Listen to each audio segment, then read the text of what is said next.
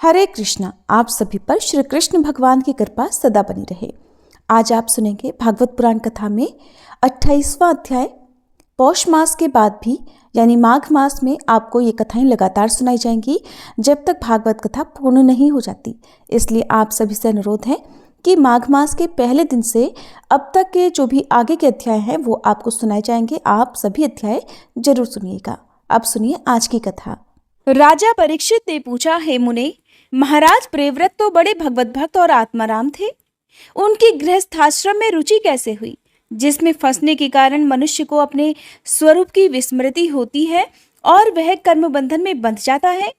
हे विप्रवर, निश्चय ही ऐसे निसंग महापुरुषों का इस प्रकार गृहस्थ आश्रम में अभिनिवेश होना उचित नहीं है।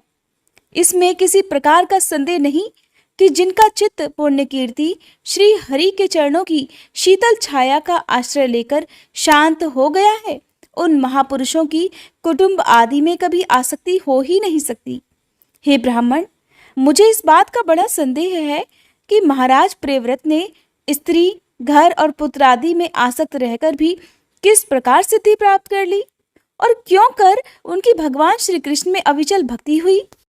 तब श्री सुखदेव जी ने कहा, हे राजन, तुम्हारा कथन बहुत ठीक है।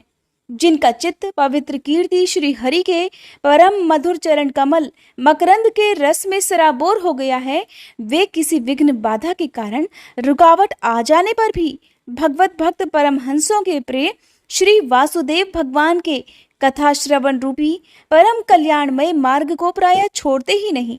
हे राजन, राजकुमार प्रियव्रत बड़े भगवत भक्त थे। श्री नारद जी के चरणों की सेवा करने से उन्हें सहज में ही परमार्थ तत्व का बोध हो गया था। वे ब्रह्म सत्र की दीक्षा, निरंतर ब्रह्म अभ्यास में जीवन बिताने का नियम लेने ही वाले थे कि उसी समय उनके पिता स्वयंभू मनु ने उन्हें पृथ्वी पालन के लिए शास्त्रों में बतलाए हुए सभी श्रेष्ठ गुणों से पूर्णतया संपन्न देखकर राज्य शासन के लिए आज्ञा दी। किंतु प्रियव्रत अखंड समाधि योग के द्वारा अपनी सारी इंद्रियों और क्रियाओं को भगवान वासुदेव के चरणों में ही अर्पित कर चुके थे।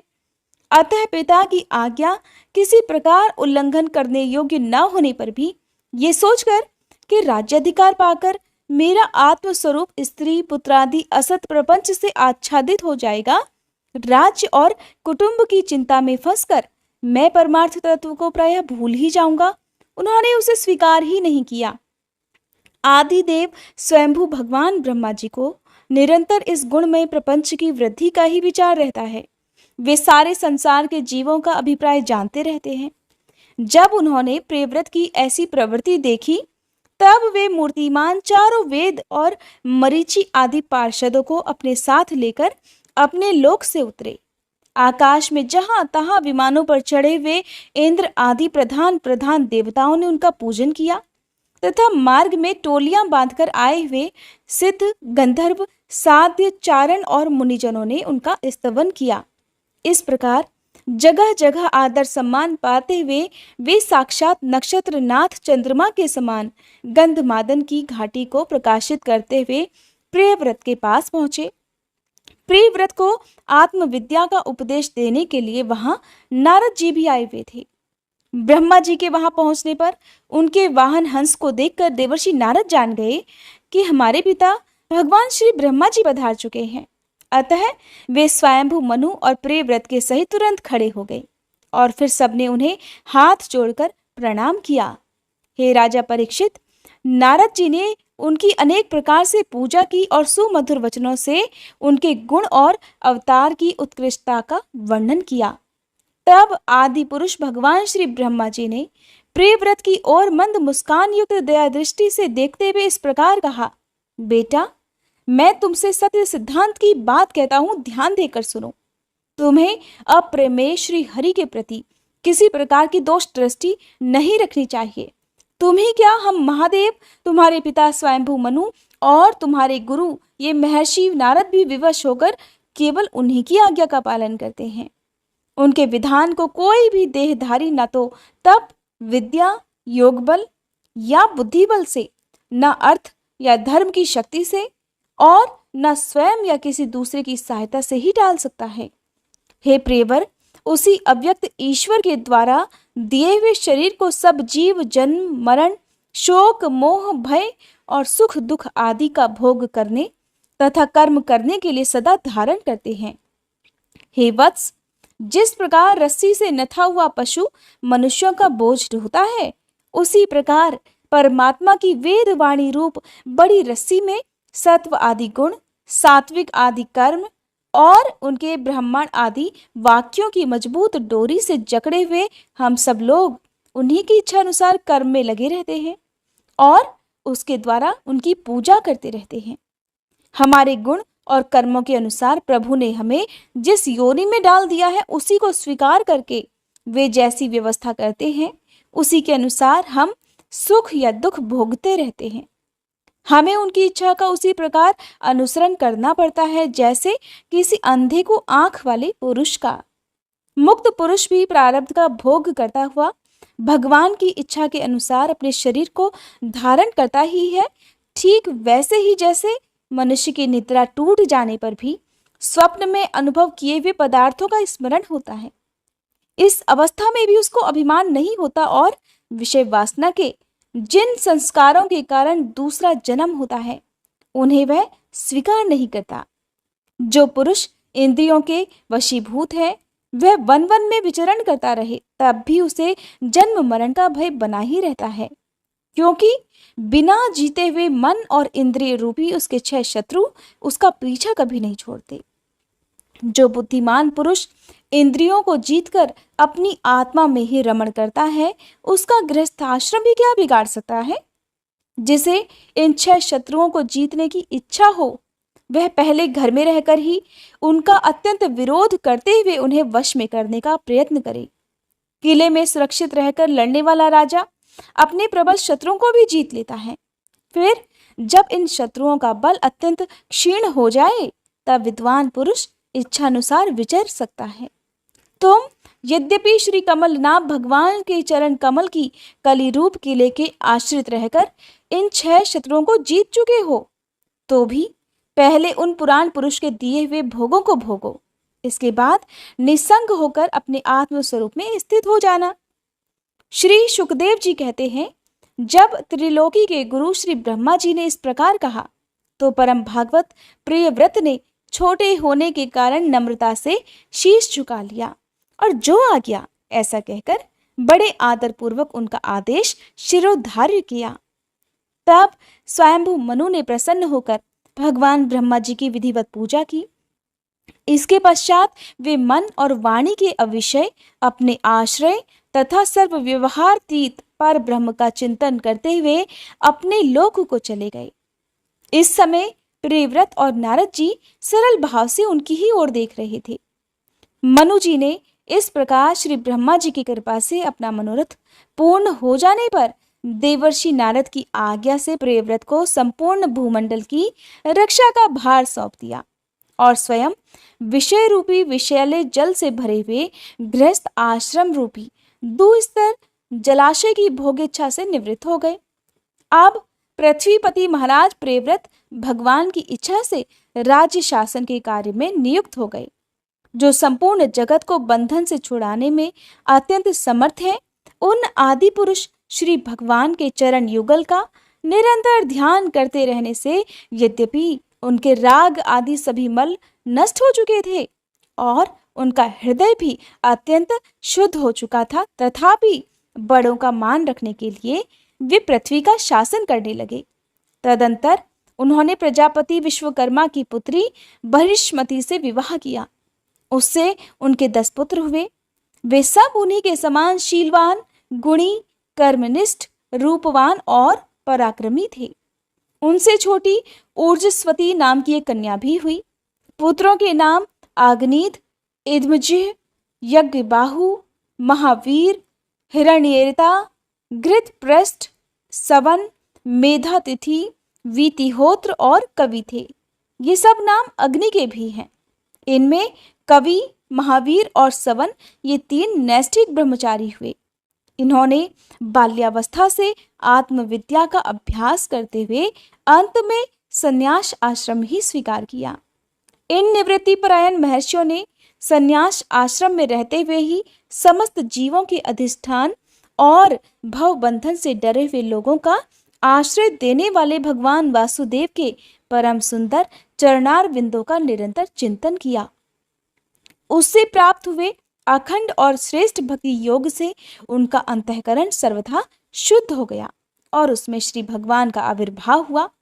तब देह आदि उपाधि की निवृत्ति हो जाने से उनकी आत्मा की संपूर्ण जीवों के आत्मभूत प्रत्यज्ञ आत्मा में एकाकी भाव से स्थित हो गई। महाराज प्रियव्रत की दूसरी भार्या से उत्तम, तामस और रैवत ये 3 पुत्र उत्पन्न हुए जो अपने नाम वाले मनवंतरों के अधिपति हुए। इस प्रकार कवि आदि 3 पुत्रों के निवृत्ति परायण हो जाने पर राजा प्रियव्रत ने 11 अर्बुद वर्षों तक पृथ्वी पर शासन किया। जिस समय वे अपनी अखंड पुरुषार्थमयी और वीरशालिनी भुजाओं से धनुष की डोरी खींचकर टंकार करते थे, उस समय डर के मारे सभी धर्मद्रोही न जाने कहाँ छिप जाते थे। प्राण प्रिया बहिष्मति के दिन दिन बढ़ने वाले आमोद प्रमोद और अभ्युत्थान आदि क्रीड़ाओं के कारण तथा उसके स्त्री जनोचित हाव भाव, लज्जा से संकोचित मंद हास्य युक्त चितवन और मन को भाने वाले विनोद आदि से महामना प्रियव्रत विवेकहीन व्यक्ति की भांति आत्मविस्मृत से होकर सब भोगों को भोगने लगे, किंतु वास्तव में ये उनमें आसक्त नहीं थे। एक बार इन्होंने जब देखा कि भगवान सूर्य सुमेरु की परिक्रमा करते हुए लोक लोक पर्यंत पृथ्वी के जितने भाग को आलोकित करते हैं उसमें से आधा ही प्रकाश में रहता है और आधे में अंधकार छाया रहता है, तो इन्होंने इसे पसंद नहीं किया। तब उन्होंने ये संकल्प लिया कि मैं रात को भी दिन बना दूंगा। सूर्य के समान ही वेगमान एक ज्योतिर्मय रथ पर चढ़कर द्वितीय सूर्य की ही भांति उनके पीछे पीछे पृथ्वी की 7 परिक्रमाएं कर डाली। भगवान की उपासना से इनका अलौकिक प्रभाव बहुत बढ़ गया था। उस समय इनके रथ के पहियों से जो लीकें बनी वे ही 7 समुद्र हुए। उनमें पृथ्वी में 7 द्वीप हो गए। उनके नाम क्रमशः जम्बू, प्लक्ष, शालमली, कुश, कौंच, शाक और पुष्कर द्वीप हैं। इनमें से पहले पहले की अपेक्षा आगे आगे के द्वीप का परिमाण दूना है और ये समुद्र के बाहरी भाग में पृथ्वी के चारों ओर फैले हुए हैं। 7 समुद्र क्रमशः खारे जल, ईख के रस, मदिरा, घी, दूध, मट्ठे और मीठे जल से भरे हुए हैं। ये 7 द्वीपों की खाइयों के समान हैं और परिमाण में अपने भीतर वाले द्वीप के बराबर हैं। इनमें से एक एक क्रमशः अलग अलग 7 द्वीपों को बाहर से घेरकर स्थित है। बहिष्मतीपति महाराज प्रियव्रत ने अपने अनुगत पुत्र आग्नेय, इध्मजिह्, यज्ञबाहु, हिरण्यरेता, घृत पृष्ठ, मेधातिथि और वीतिहोत्र में से क्रमशः एक एक को उक्त जम्बू आदि द्वीपों से एक एक का राजा बना दिया। उन्होंने अपनी कन्या ऊर्जस्वती का विवाह शुक्राचार्य जी से किया। उसी से शुक्र कन्या देवयानी का जन्म हुआ। हे राजन, जिन्होंने भगवत चरणार विंदों की रज के प्रभाव से शरीर के भूख प्यास, शोक, मोह और जरा मृत्यु इन 6 गुणों का अथवा मन के सहित 6 इंद्रियों को जीत लिया है, उन भगवत भक्तों का ऐसा पुरुषार्थ होना कोई आश्चर्य की बात नहीं है, क्योंकि वर्ण बहिष्कृत, चंडाल आदि नीच योनि का पुरुष भी भगवान के नाम का केवल एक बार उच्चारण करने से तत्काल संसार बंधन से मुक्त हो जाता है। इस प्रकार अतुलनीय बल पराक्रम से युक्त महाराज प्रियव्रत एक बार अपने को देवर्षि नारद के चरणों की शरण में जाकर भी पुनः दैववश प्राप्त हुए प्रपंच में फंस जाने से अशांत सा देख मन ही मन विरक्त होकर इस प्रकार कहने लगे, ओह बहुत बुरा हुआ। मेरी विषय लोलुप इंद्रियों ने मुझे इस अविद्या जनित विषम विषय रूप अंधकूप में गिरा दिया। बस बस बहुत हो चुका। हाय, मैं तो स्त्री का क्रीड़ा मृग ही बन गया। उसने मुझे बंदर की भांति नचाया। मुझे धिक्कार है, मुझे धिक्कार है। इस प्रकार उन्होंने अपने को बहुत कुछ बुरा भला कहा। परम राध्य श्री हरि की कृपा से उनकी विवेक वृत्ति जागृत हो गई। उन्होंने ये सारी पृथ्वी यथा योग्य अपने अनुगत पुत्रों को बांट दी और जिसके साथ उन्होंने तरह तरह के भोग भोगे थे, उस अपनी राजरानी को साम्राज्य राज लक्ष्मी के सहित मृत देह के समान छोड़ दिया। तथा हृदय में वैराग्य धारण कर भगवान की लीलाओं का चिंतन करते हुए उसके प्रभाव से श्री नारद जी के बतलाए हुए मार्ग का पुनः अनुसरण करने लगे। महाराज प्रियव्रत के विषय में निम्नलिखित लोकोक्ति भी प्रसिद्ध है। राजा प्रियव्रत ने जो कर्म किए उन्हें सर्वशक्तिमान ईश्वर के सिवा और कौन कर सकता है। उन्होंने रात्रि के अंधकार को मिटाने का प्रयास करते हुए अपने रथ के पहियों से बनी हुई लीकों से ही 7 समुद्र बना दिए। प्राणियों के सुविधा के लिए, जिससे उनमें परस्पर झगड़ा ना हो सके, द्वीपों के द्वारा पृथ्वी के विभाग किए और प्रत्येक द्वीप में अलग अलग नदी, पर्वत और वन आदि से उसकी सीमा निश्चित कर दी। वे भगवत भक्त नारद जी के प्रेमी भक्त थे। उन्होंने पाताल लोक के, देवलोक के, मर्त्य लोक के तथा कर्म और योग की शक्ति से प्राप्त हुए ऐश्वर्य को भी नरक तुल्य समझा था। श्री सुखदेव जी कहते हैं, पिता प्रियव्रत के इस प्रकार तपस्या में संलग्न हो जाने पर राजा अग्निध्र उनकी आज्ञा का अनुसरण करते हुए जम्बू द्वीप की प्रजा का धर्मानुसार पुत्रवत पालन करने लगे। एक बार पितृलोक की कामना से सत्पुत्र प्राप्ति के लिए पूजा की सब सामग्री जुटाकर सुर सुंदरियों के क्रीड़ा स्थल मंदराचल की एक घाटी में वे गए और तपस्या में तत्पर होकर एकाग्र मन से प्रजापतियों के पति श्री ब्रह्मा जी की आराधना करने लगे। आदिदेव भगवान श्री ब्रह्मा जी ने उनकी अभिलाषा जान ली, अतः अपनी सभा की गायिका पूर्व चित्ती नाम की अप्सरा को उनके पास भेज दिया। अग्निध्र जी के आश्रम के पास एक अति रमणीय उपवन था। वह अप्सरा उसी में विचरण करने लगी। उस उपवन में तरह तरह के सघन तरुवरों की शाखाएं फैली हुई थी। उन पर बैठे हुए मयूर आदि कई प्रकार के स्थलचारी पक्षियों के जोड़े अपनी सुमधुर बोली बोल रहे थे। उनकी षड्जादी स्वरयुक्त ध्वनि सुनकर सचेत हुए जल कुक्कुट, कारंडव और कलहंस आदि जल पक्षी भांति भांति से गूंजने लगे थे, जिससे वहां के कमलवन से सुशोभित निर्मल सरोवर भी गूंजने लगते थे। पूर्व चित्ती की विलासपूर्ण सुललित गतिविधि और पाद विन्यास की शैली से पद पद पर उसके चरण नुपुरों की झनकार हो उठती थी। उसकी मनोहर ध्वनि सुनकर राजकुमार अग्निध्र ने समाधि योग के द्वारा मुदे हुए अपने कमल कली के समान सुंदर नेत्रों को कुछ कुछ खोलकर देखा तो पास ही उन्हें वह अप्सरा दिखाई दी, और वह अप्सरा भ्रमरी के समान एक एक फूल के पास जाकर उसे सूंघती थी तथा देवता और मनुष्यों के मन और नयनों को आह्लादित करने वाली अपनी विलासपूर्ण गति, क्रीड़ा, चापल्य, लज्जा और विनय युक्त चितवन, सुमधुर वाणी तथा मनोहर अंग अवयवों से पुरुषों के हृदय में कामदेव के प्रवेश के लिए एक द्वार सा बना देती थी। जब वह हंस हंसकर बोलने लगती तो ऐसा लगता मानो उसके मुख से अमृतमय मादक मधु झर रहा हो। उसके निश्वास की गंध से मदांध होकर भौरे उसके मुख कमल को घेर लेते। तब वह उनसे बचने के लिए जल्दी जल्दी पैर उठाकर चलती तो उसके कुछ कलश, वेणी और करधनी हिलने से बड़े ही सुहावने लगते। ये सब देखने से भगवान कामदेव को अग्निध्र के हृदय में प्रवेश करने का अवसर मिल गया और वे उनके अधीन होकर उसे प्रसन्न करने के लिए पागलों की भांति इस प्रकार कहने लगे कि हे मुनिवर्य, तुम कौन हो? इस पर्वत पर तुम क्या करना चाहते हो? तुम परम पुरुष श्री नारायण की कोई माया तो नहीं हो? और भौहों की तरह संकेत करके कहने लगी, हे सखे, तुमने ये बिना डोरी के 2 धनुष क्यों धारण कर रखे हैं? क्या इनसे तुम्हारा कोई अपना प्रयोजन है, अथवा इस संसारण्य में मुझ जैसे मतवाले मृगों का शिकार करना चाहते हो?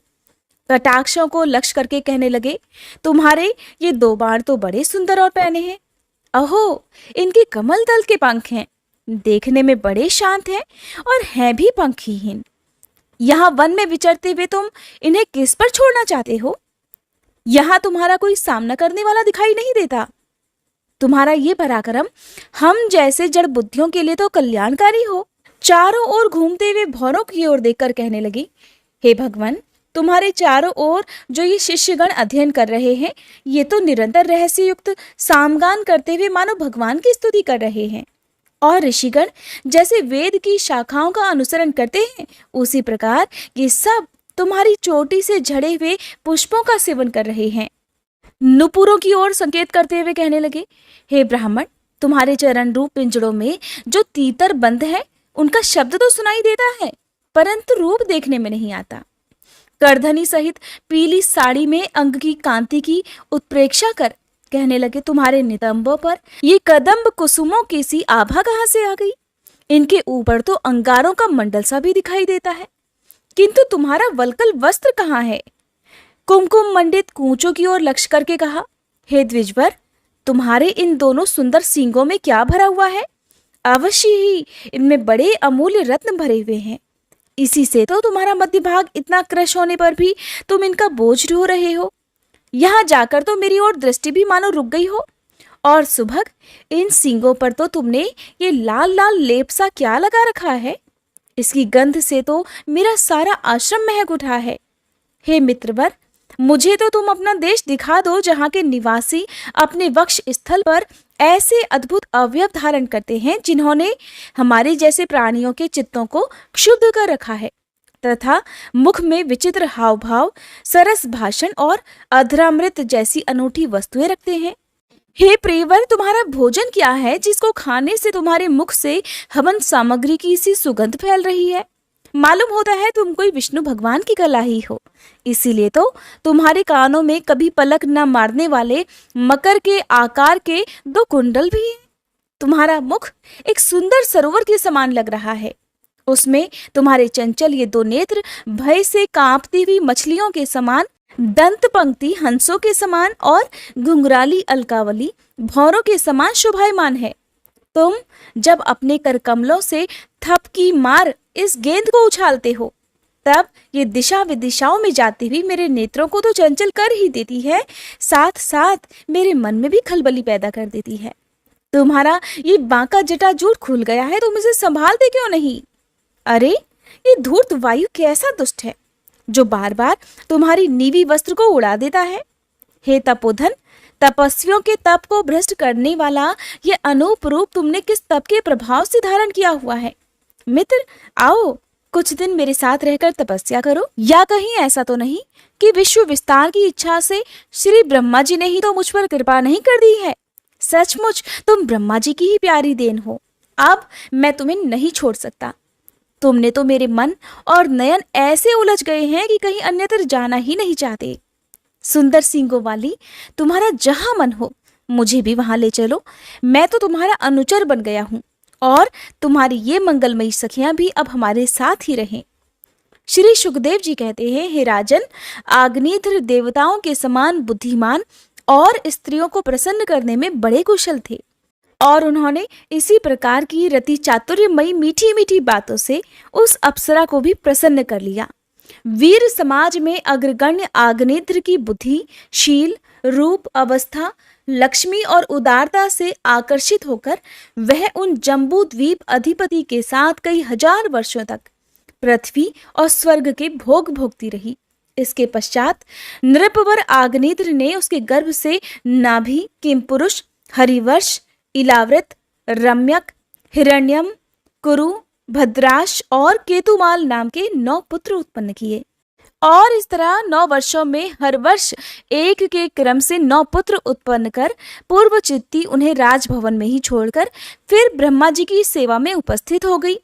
ये आग्नेत्र के पुत्र माता के अनुग्रह से ही स्वभाव से ही सुडौल और सबल शरीर वाले थे।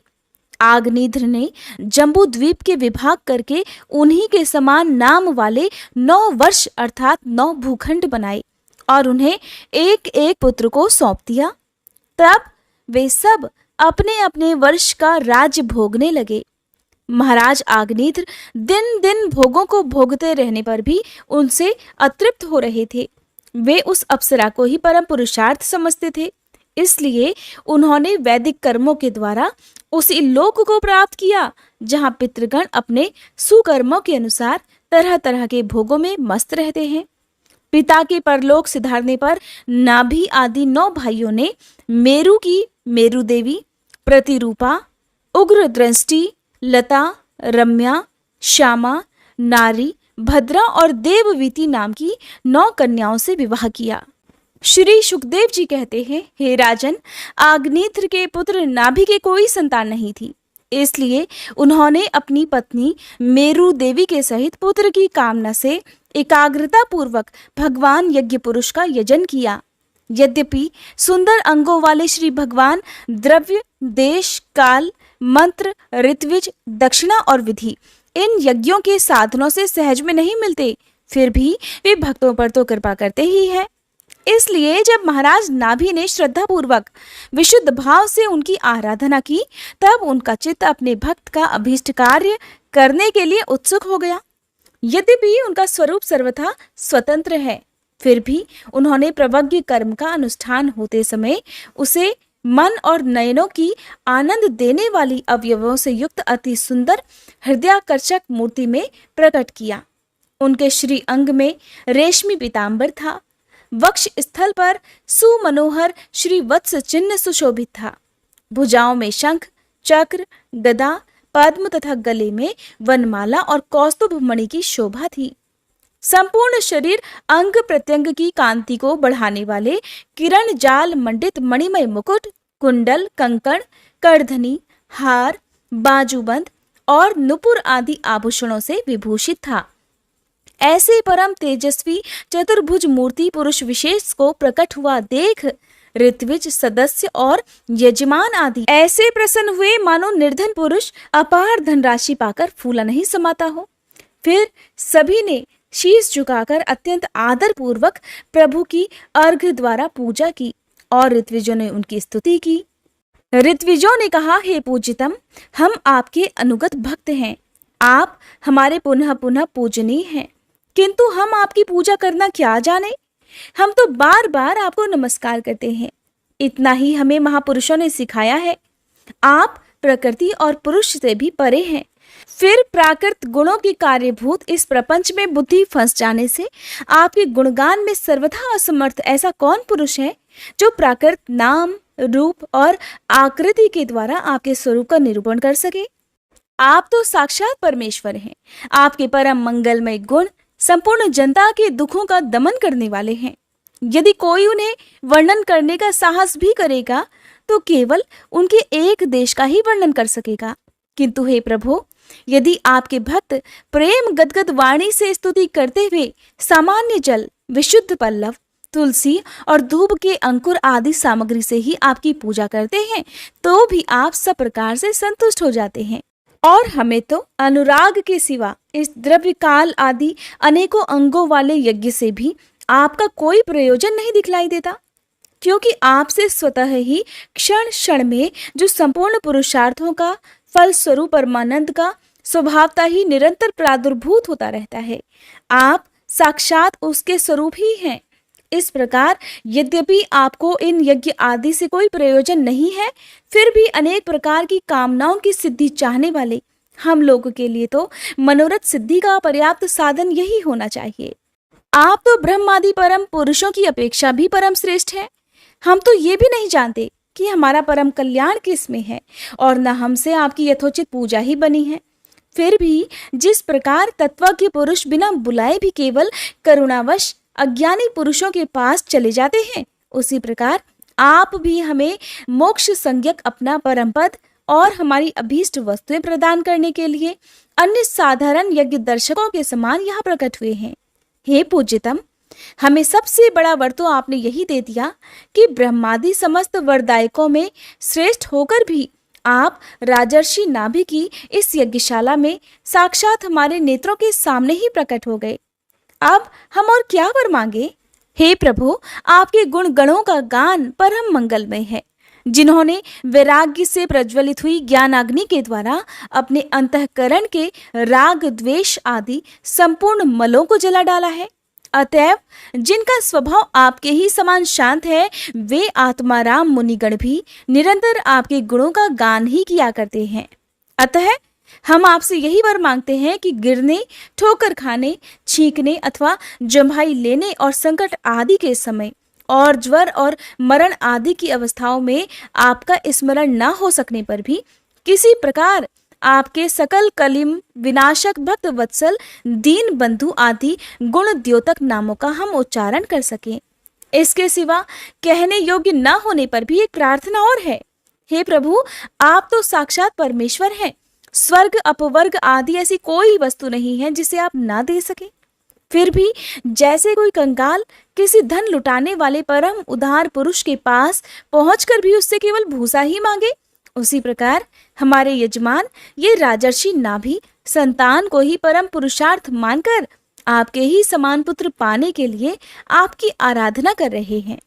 ये कोई आश्चर्य की बात नहीं है। आपकी माया का पार तो कोई नहीं पा सकता और न ही वह किसी के वश में आ सकती है। फिर जिन लोगों ने महापुरुषों के चरणों का आश्रय नहीं लिया, उनमें ऐसा कौन है जो उसके वश में नहीं होता? उसकी बुद्धि पर उसका पर्दा नहीं पड़ जाता और विषय रूप विष का वेग उसके स्वभाव को दूषित नहीं कर देता? हे देवाधिदेव, आप भक्तों के बड़े बड़े काम कर देते हैं। हम मंदमतियों ने कामनावश इस तुच्छ कार्य के लिए ही आपका आह्वान किया।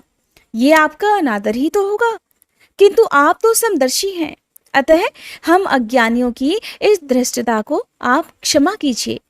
श्री सुखदेव जी कहते हैं, हे राजन, वर्षाधिपति नाभि के पूज्य ऋत्विजों ने प्रभु के चरणों की वंदना करके जब पूर्वोक्त स्तोत्र से स्तुति की, तब देव श्रेष्ठ श्री हरि ने करुणावश इस प्रकार कहा।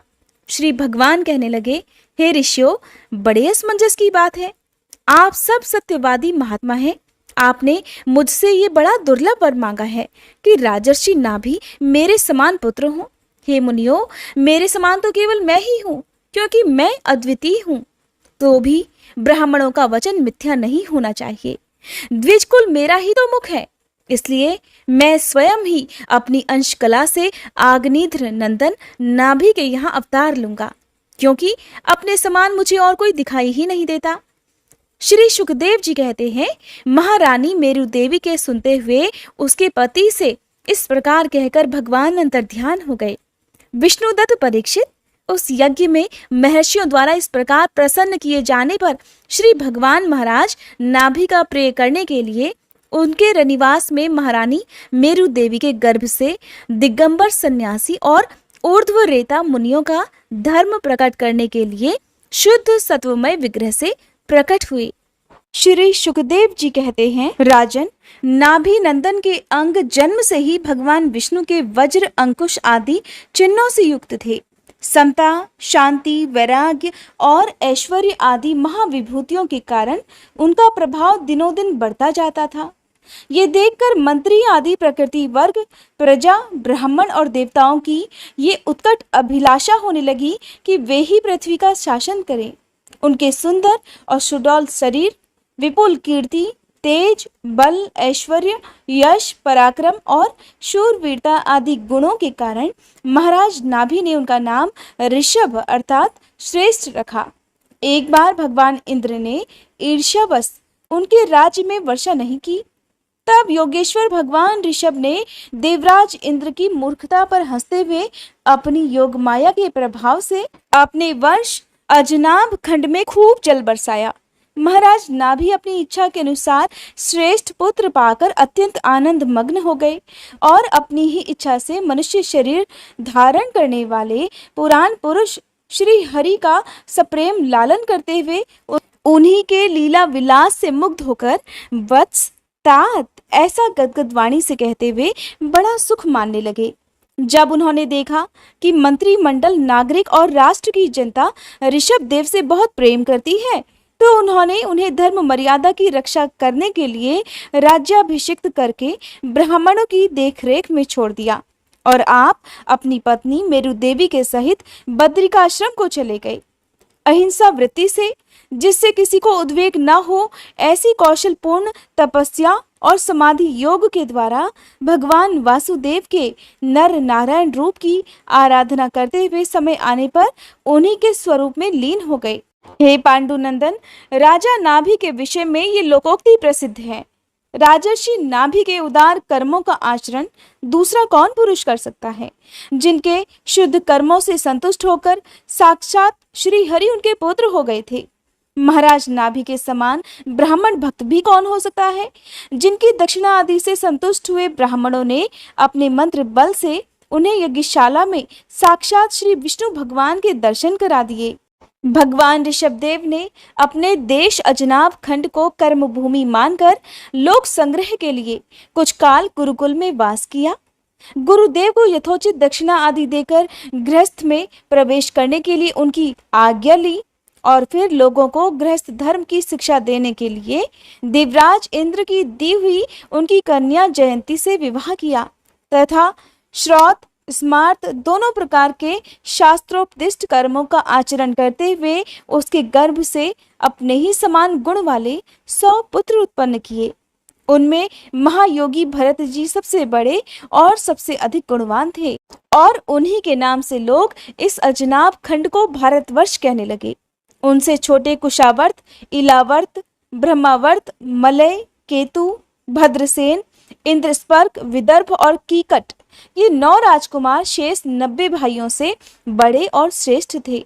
उनसे छोटे कवि, हरि, अंतरिक्ष, प्रबुद्ध, पिप्पलायन, आर्विहोत्र, द्रुमिल, चमस और करभाजन, ये 9 राजकुमार भागवत धर्म का प्रचार करने वाले बड़े भगवत भक्त थे। भगवान की महिमा से महिमान्वित और परम शांति से पूर्ण इनका पवित्र चरित्र हम नारद वसुदेव संवाद के प्रसंग से आगे अर्थात 11 स्कंध में कहेंगे। इनसे छोटे जयंती के 81 पुत्र अपने पिता की आज्ञा का पालन करने वाले अति विनीत महान वेदज्ञ और निरंतर यज्ञ करने वाले थे। वे पुण्य कर्मों का अनुष्ठान करने से शुद्ध होकर ब्राह्मण हो गए थे। भगवान ऋषभदेव यद्यपि परम स्वतंत्र होने के कारण स्वयं सर्वदा ही सब प्रकार की अनर्थ परंपरा से रहित केवल आनंदानुभव स्वरूप और साक्षात ईश्वर ही थे, तब भी अज्ञानियों के समान कर्म करते हुए उन्होंने काल के अनुसार प्राप्त धर्म का आचरण करके उसका तत्व न जानने वाले लोगों को उसकी शिक्षा दी। साथ ही सम, शांत, सुहृद और कारुणिक रहकर धर्म, अर्थ, यश और संतान, भोग, सुख और मोक्ष का संग्रह करते हुए गृहस्थ आश्रम में लोगों को नियमित किया। महापुरुष जैसा जैसा आचरण करते हैं दूसरे लोग उसी का अनुकरण करने लगते हैं।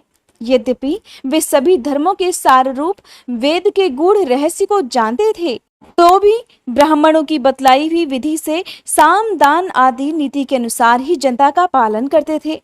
उन्होंने शास्त्र और ब्राह्मणों के उपदेशानुसार भिन्न भिन्न देवताओं के उद्देश्य से द्रव्य, देश, काल, आयु, श्रद्धा और ऋत्विज आदि से सुसंपन्न सभी प्रकार के 100 यज्ञ किए। भगवान ऋषभदेव के शासन काल में इस देश का कोई भी पुरुष अपने लिए किसी से भी अपने प्रभु के प्रति दिन दिन बढ़ने वाले अनुराग के सिवा और किसी वस्तु की कभी इच्छा ही नहीं करता था। और यही नहीं, आकाश कुसुम आदि अविद्यमान वस्तु की भांति कोई किसी की वस्तु की ओर दृष्टिपात भी नहीं करता था। एक बार भगवान ऋषभदेव घूमते घूमते ब्रह्मावर्त देश में जा पहुंचे। वहां बड़े बड़े ब्रह्मर्षियों की सभा में उन्होंने प्रजा के सामने ही अपने समाहित चित्त तथा विनय और प्रेम के भार से सुसंयत पुत्रों को शिक्षा देने के लिए इस प्रकार कहा।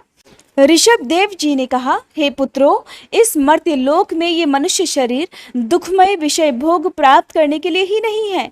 ये भोग तो विष्ठा भोजी सूकर कुकर आदि को भी मिलते ही है। इस शरीर से दिव्य तप ही करना चाहिए जिससे अंतःकरण शुद्ध हो, क्योंकि इसी से अनंत ब्रह्मानंद की प्राप्ति होती है। शास्त्रों ने महापुरुषों की सेवा को मुक्ति का और स्त्री संगी कामियों के संग को नरक का द्वार बताया है।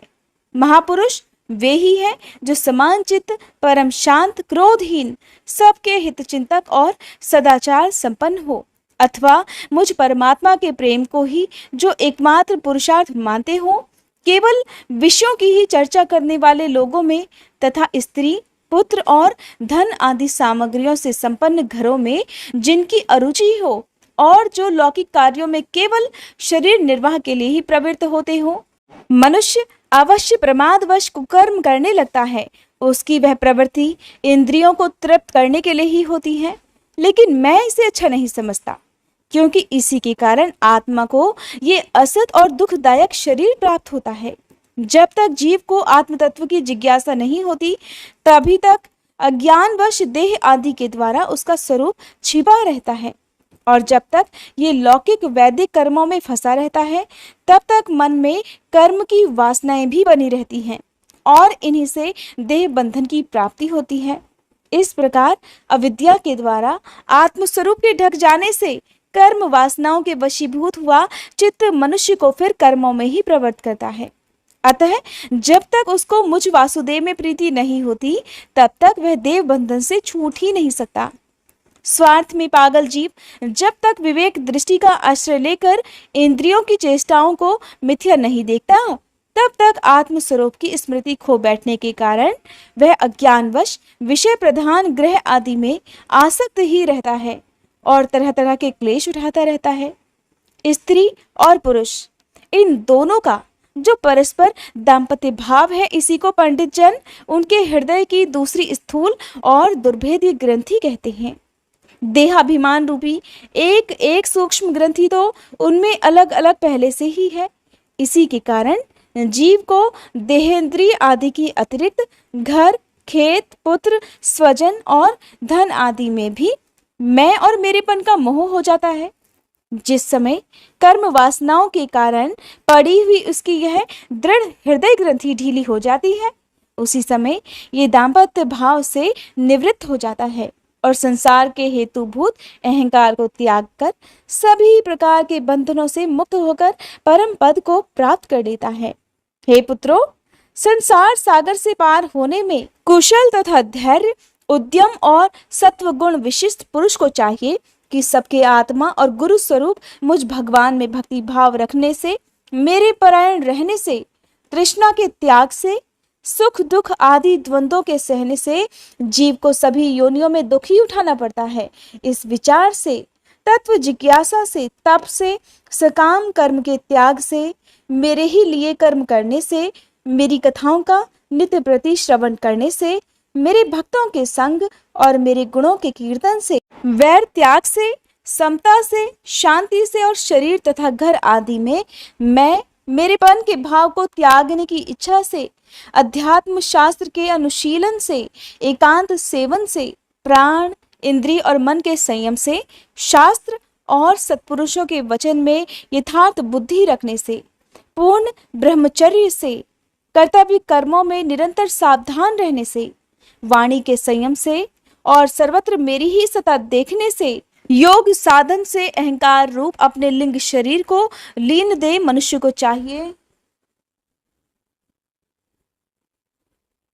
योग साधन से अहंकार रूप अपने लिंग शरीर को लीन कर दे। मनुष्य को चाहिए कि वह सावधान रहकर अविद्या से प्राप्त इस हृदय ग्रंथि रूप बंधन को शास्त्रोक्त रीति से इन साधनों के द्वारा भली भांति काट डाले, क्योंकि यही कर्म संस्कारों के रहने का स्थान है। इसके बाद साधन का भी परित्याग कर दे। जिसको मेरे लोक की इच्छा हो अथवा जो मेरे अनुग्रह की प्राप्ति को ही परम पुरुषार्थ मानता हो, वह राजा हो तो अपनी अबोध प्रजा को, गुरु अपने शिष्यों को और पिता अपने पुत्रों को ऐसी ही शिक्षा दे। अज्ञान के कारण यदि वे उस शिक्षा के अनुसार न चलकर कर्म को ही परम पुरुषार्थ मानते रहें, तो भी उन पर क्रोध न करके उन्हें समझा बुझाकर कर्म में प्रवृत्त न होने दे। उन्हें विषयासक्ति युक्त काम्य कर्मों में लगाना तो ऐसा ही है जैसे किसी अंधे मनुष्य को जानबूझकर गड्ढे में ढकेल देना। इससे भला किस पुरुषार्थ की सिद्धि हो सकती है? अपना सच्चा कल्याण किस बात में है, इसको लोग नहीं जानते। इसी से वे तरह तरह की भोग कामनाओं में फंसकर तुच्छ क्षणिक सुख के लिए आपस में बैर ठान लेते हैं और फिर निरंतर विषय भोगों के लिए ही प्रयास करते रहते हैं। वे मूर्ख इस बात पर कुछ भी विचार नहीं करते कि किस वैर विरोध के कारण नरक आदि अनंत घोर दुखों की प्राप्ति हो जाएगी। गड्ढे में गिरने के लिए उल्टे रास्ते से जाते हुए मनुष्य को जैसे आंख वाला पुरुष उधर नहीं जाने देता, वैसे ही अज्ञानी मनुष्य को अविद्या में फंसकर दुखों की ओर जाते देखकर भला कौन ऐसा दयालु और ज्ञानी पुरुष होगा जो जानबूझकर भी उसे उसी राह पर जाने दे? जो अपने प्रिय संबंधी को भगवत भक्ति का उपदेश देकर मृत्यु की फांसी से नहीं छुड़ाता, वो गुरु गुरु नहीं है, स्वजन स्वजन नहीं है, पिता पिता नहीं है, माता माता नहीं है, इष्ट देव नहीं है और पति भी पति नहीं है। मेरे इस अवतार शरीर का रहस्य साधारण जनों के लिए बुद्धि कम नहीं है। शुद्ध सत्व ही मेरा हृदय है और उसी में धर्म की स्थिति है। मैंने अधर्म को अपने से बहुत दूर पीछे की ओर ढकेल दिया है। इसी से सत्पुरुष मुझे ऋषभ कहते हैं। तुम सब मेरे उस शुद्ध सत्वमय हृदय से उत्पन्न हुए हो, इसलिए मत्सर छोड़कर अपने बड़े भाई भरत की सेवा करो। उसकी सेवा करना मेरी ही सेवा करना होगा, और यही तुम्हारा प्रजापालन भी है। अन्य सब भूतों की अपेक्षा वृक्ष अत्यंत श्रेष्ठ हैं, उनसे चलने वाले जीव श्रेष्ठ हैं, और उनमें भी कीट आदि की अपेक्षा ज्ञान युक्त पशु आदि श्रेष्ठ हैं। पशुओं से मनुष्य, मनुष्यों से प्रमथगण, प्रमथगणों से गंधर्व, और गंधर्वों से सिद्ध, और सिद्धों से देवताओं के अनुयायी किन्नर आदि श्रेष्ठ हैं। उनसे असुर, असुरों से देवता, और देवताओं से भी इंद्र श्रेष्ठ हैं, और इंद्र से भी ब्रह्मा जी के पुत्र दक्ष आदि प्रजापति श्रेष्ठ हैं। ब्रह्मा जी के पुत्रों में रुद्र सबसे श्रेष्ठ हैं। वे ब्रह्मा जी से उत्पन्न हुए हैं, इसीलिए ब्रह्मा जी उनसे श्रेष्ठ हैं। वे भी मुझसे उत्पन्न हैं और मेरी ही उपासना करते हैं, इसलिए मैं उनसे भी श्रेष्ठ हूँ। परंतु ब्राह्मण मुझसे भी श्रेष्ठ हैं, क्योंकि मैं उन्हें पूज्य मानता हूँ। इस प्रकार सभा में उपस्थित ब्राह्मणों को लक्ष्य करके विप्रगण दूसरे किसी भी प्राणी को मैं ब्राह्मणों के समान भी नहीं समझता, फिर भी उनसे अधिक तो मैं मान ही कैसे सकता हूँ। लोग श्रद्धा पूर्वक ब्राह्मणों के मुख में जो अन्न आदि आहुति डालते हैं, उसे मैं जैसी प्रसन्नता से ग्रहण करता हूँ, वैसी अग्निहोत्र में होम की हुई सामग्री को भी स्वीकार नहीं करता। जिन्होंने इस लोक में अध्ययन आदि के द्वारा मेरी वेद रूपा अति सुंदर और पुरातन मूर्ति को धारण कर रखा है, और जो परम पवित्र सत्व गुण, शम, दम, सत्य, दया, तप, तितिक्षा और ज्ञान आदि 8 गुणों से संपन्न है, उन ब्राह्मणों से बढ़कर भला और कौन हो सकता है। मैं ब्रह्म आदि से भी श्रेष्ठ और अनंत हूँ, तथा स्वर्ग, मोक्ष आदि देने की भी सामर्थ्य रखता हूँ, किंतु मेरे अकिंचन भक्त ऐसे निष्प्रह होते हैं कि मुझसे भी कभी कुछ नहीं चाहते। फिर राज्य आदि अन्य वस्तुओं की तो वे भला इच्छा ही कैसे कर सकते हैं। हे पुत्रों, तुम संपूर्ण चराचर भूतों को मेरा ही शरीर समझकर शुद्ध बुद्धि से पद पद पर उनकी सेवा करो, और यही मेरी सच्ची पूजा होगी। मन, वचन, दृष्टि तथा अन्य इंद्रियों की चेष्टाओं का साक्षात फल मेरा इस प्रकार का पूजन ही है। इसके बिना मनुष्य अपने को महामोहमय कालपाश से छुड़ा भी नहीं सकता। श्री सुखदेव जी कहते हैं, हे राजन, ऋषभ देव जी के पुत्र यद्यपि स्वयं ही सब प्रकार से सुशिक्षित थे, तब भी लोगों को शिक्षा देने के उद्देश्य से महाप्रभावशाली परम सुहृद भगवान ऋषभ ने उन्हें इस प्रकार उपदेश दिया। ऋषभ देव जी के 100 पुत्रों में भरत सबसे बड़े थे। वे भगवान के परम भक्त और भगवत भक्तों के परायण थे। ऋषभ देव जी ने पृथ्वी का पालन करने के लिए उन्हें राजगद्दी पर बिठा दिया, और स्वयं उपशमशील, निवृत्ति परायण महामुनियों के भक्त, ज्ञान और वैराग्य रूप परम हंसोचित धर्मों की शिक्षा देने के लिए बिल्कुल विरक्त हो गए। केवल शरीर मात्र का परिग्रह रखा और सब कुछ घर पर ही रहते हुए छोड़ दिया। अब वे वस्त्रों का भी त्याग करके सर्वथा दिगंबर हो गए। उस समय उनके बाल बिखरे हुए थे, उन्मत्त का सा वेश था, और इस स्थिति में वे अग्निहोत्र की अग्नियों को अपने में ही लीन करके सन्यासी हो गए और ब्रह्मावर्त देश से बाहर निकल आए। वे सर्वथा मौन हो गए थे। कोई बात करना चाहता तो बोलते नहीं थे। जड़, अंधे, बहरे, गूंगे, पिशाच और पागलों की सी चेष्टा करते हुए वे अवधूत बने जहां तहां विचरने लगे। कभी नगरों में, कभी गांवों में, और कभी खानों में, किसानों की बस्तियों में, बगीचों, पहाड़ी गांवों, सेना की छावनियों, गौशालाओं, अहीरों की बस्तियों और यात्रियों के टिकने के स्थानों में रहा करते। कभी पहाड़ों में, कभी जंगलों और आश्रमों आदि में विचरण करते। वे कभी रास्तों से निकलते तो जिस प्रकार वन में विचरने वाले हाथी को मक्खियां सताती हैं, उसी प्रकार मूर्ख और दुष्ट लोग उनके पीछे पीछे हो जाते और उन्हें तंग किया करते।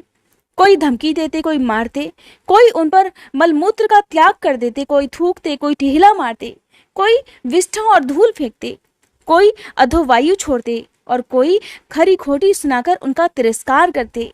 किंतु वे इन सब बातों पर जरा भी ध्यान नहीं देते, इसका कारण ये था कि भ्रम से सत्य कहे जाने वाले इस मिथ्या शरीर में उनकी अहंता ममता तनिक भी नहीं थी। वे कार्य कारण रूप संपूर्ण प्रपंच के साक्षी होकर अपने परमात्मा स्वरूप में ही स्थित थे। इसलिए अखंड चित्त वृत्ति से अकेले ही पृथ्वी पर विचरते रहते थे। यद्यपि उनके हाथ पैर, छाती, लंबी लंबी बाहें, कंधे, गले और मुख आदि अंगों की बनावट बड़ी ही सुकुमार थी। उनका स्वभाव से ही सुंदर मुख स्वाभाविक मधुर मुस्कान से और भी मनोहर जान पड़ता था। नेत्र नवीन कमल दल के समान बड़े ही सुहावने, विशाल और कुछ कुछ लाली लिए हुए थे। उनकी पुतलियां शीतल और संताप हरिणी थी। उन नेत्रों के कारण वे बड़े मनोहर जान पड़ते थे। कपोल, कान और नासिका छोटे बड़े ना होकर एक समान और सुंदर थे तथा उनके अस्फुष्ट हाथ से युक्त मनोहर मुखार बिंद की शोभा को देखकर पूर्ण नारियों के चित्त में कामदेव का संचार हो जाता था। तथापि उनके मुख के आगे जो भूरे रंग की लंबी लंबी घुंघराली लटें लटकी रहती, उनके महान भार और अवधूतों के समान धूली धूसरित देह के कारण वे गृहस्थ मनुष्य के समान जान पड़ते थे। जब भगवान ऋषभ देव ने देखा कि ये जनता योग साधन में विघ्न रूप है और इससे बचने का उपाय विभत्स वृत्ति से रहना ही है, तब उन्होंने अजगर वृत्ति धारण कर ली। अब वे लेटे ही लेटे खाने पीने, चबाने और मल मूत्र का त्याग करने लगे। वे अपने त्यागे हुए मल में लोट लोट कर शरीर को उससे सान लेते, किंतु उनके मल में दुर्गंध नहीं थी, बड़ी सुगंध थी और वायु उस सुगंध को लेकर उनके चारों ओर 10 योजन तक सारे देश को सुगंधित कर देती थी। इस प्रकार गौवें, मृग और काक आदि की वृत्तियों को स्वीकार कर वे उन्हीं के समान कभी चलते हुए, कभी खड़े खड़े, कभी बैठे हुए और कभी कभी लेटे लेटे ही खाने पीने और मलमूत्र का त्याग करने लगते थे। हे राजा परीक्षित, परमहंसों को त्याग के आदर्श की शिक्षा देने के लिए इस प्रकार मोक्षपति भगवान ऋषभदेव ने कई तरह की योगचर्याओं का आचरण किया। वे निरंतर सर्वश्रेष्ठ महान आनंद का अनुभव करते रहते थे।